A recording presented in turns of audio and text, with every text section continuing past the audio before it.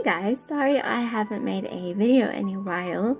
I took a little bit of a vacation from YouTube, but I am back and I'm here to give more crochet tips.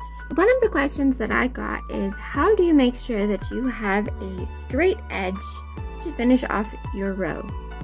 Now I'm making this blanket for my grandpa and I finally got to the edge of the row, so I'm going to show you my best how to finish it. So you want to make sure that you always get into the last stitch, not one before, but you want to get into the last stitch that you did. Make sure that it's a straight edge here. And then if I'm doing double crochets, so I'm gonna go here, I'm gonna go into the stitch and then pull through, go through and through to finish off the stitch. And as you can see, it is straight. I'm going to chain 2 to start on the next row, flip my project, flip the project. It's a giant blanket, and then make sure to go in, this one is a different project, but you would make sure to go into the next stitch right there. So if I was going to, I'd want to make sure to go into this next stitch, and it would keep it a straight row.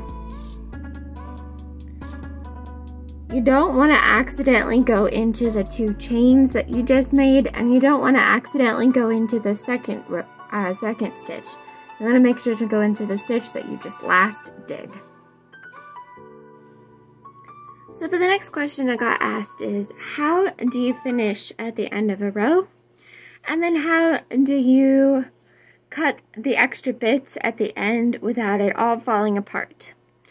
I'm going to crochet 1 row of this yarn that I'm not using, and then I can try and answer both questions at the same time. So I crocheted 1 line, a chain, and 1 line of double crochets, and I'm going to finish this off and then show you what I do with this extra right here.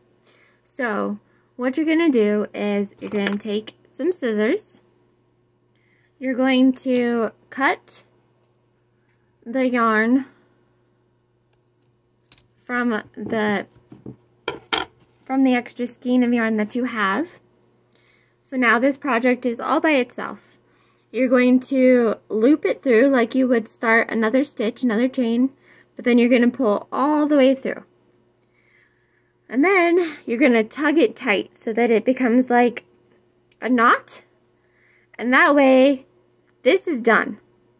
Now, I don't know where my needle is right now, but normally you would take this and needle it through the top of all these stitches. You can make it smaller if you want to, but you would needle it through all these stitches or as far as you can get, and then I would needle back all the way through as well, just to keep it safe and make sure that it stays in. This one on the bottom, you can needle it through as well. So the top and the bottom of your project, just like go in, go back, go in, go back with a needle.